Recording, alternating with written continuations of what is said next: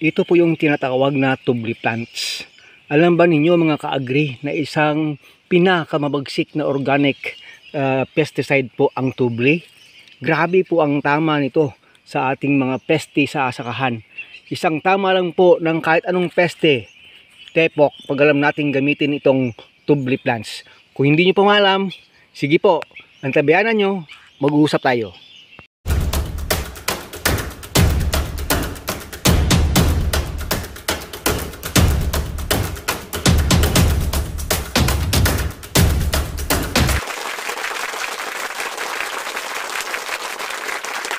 Magandang araw mga ka-agri. Unang-una po sa lahat, paalala lang po, yung ipipresentar po natin sa inyong plants ay napakadelikado pag hindi po tayo eksperto dito. Kaya bawal po ito sa mga bata. Ito po yung tubli plants. At ipapakita lang natin sa inyo kung anong talaga yung tunay na itsura nito mula po sa ugat. Huwag na lang siguro ugat, sa puno hanggang sa dahon. Ito po ang kanyang vines. Ito po may ugat po siya. Yan po siya. Paano ba ito gamitin sa pag-i-spray, sa pagsasaka para puksain ang iba't ibang klase ng peste? Kumuha lang po tayo mga 1/4 kilo nito. At paalala lang po, mag-gloves po tayo. Gumamit po tayo ng plastic gloves or made of synthetic materials na hindi po tayo direktang tamaan ng katas nito. Kasi pag tumama po ito sa ating skin, makakaramdam po tayo ng numbness. Yun po yung isang direktang effect niya. Napakadelikado po ng katas nito. Kumuha lang po tayo ng at least kulang-kulang 1/4, pwede na po, for 16 liter of water. Ano ba yung gagawin natin sa 1/4 na kilo nito o kulang-kulang 1/4? Kumuha po tayo ng aluminum made or stainless na bowl at lagyan po tayo natin ng at least mga 2 to 5 liters of tubig muna.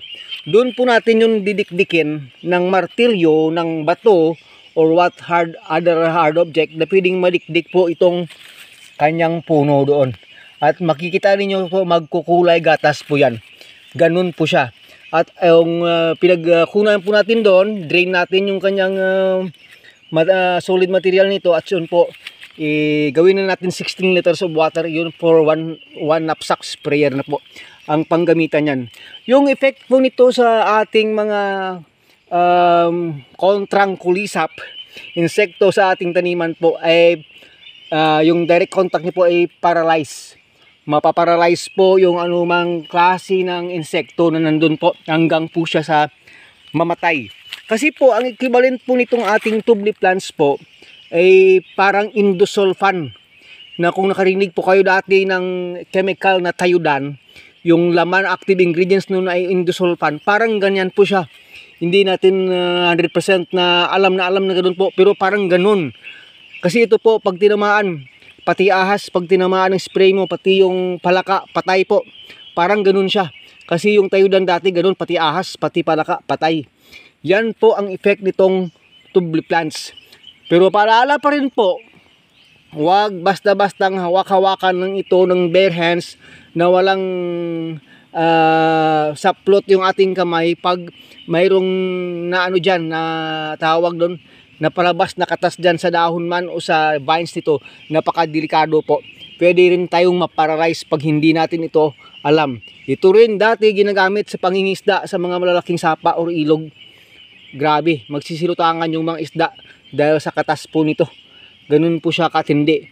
So, yan po. Yun ang kasimple, ganun ang kasimple per knapsack sprayer.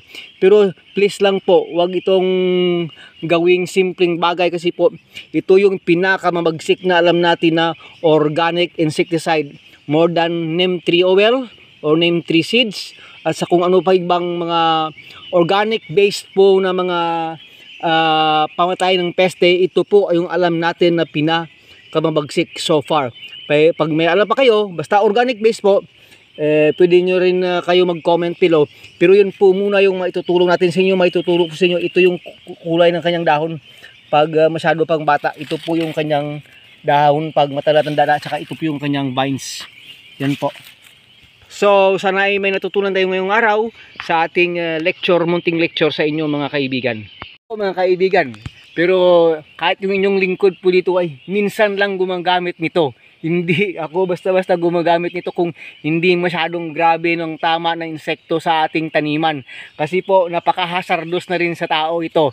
Yun lang yung ating paalala sa inyo. Disclaimer po, hindi po tayo eksperto dito. Mag-research na rin po kayo tungkol sa tubli plants. Kung ano ba talaga yung active ingredients nito, ano ba talaga yung tama nito.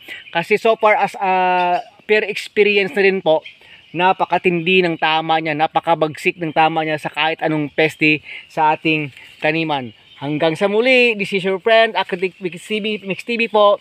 Bye-bye na. Tubli. Pwede ring ihalo sa ibang insecticide na organic based. Maraming salamat po.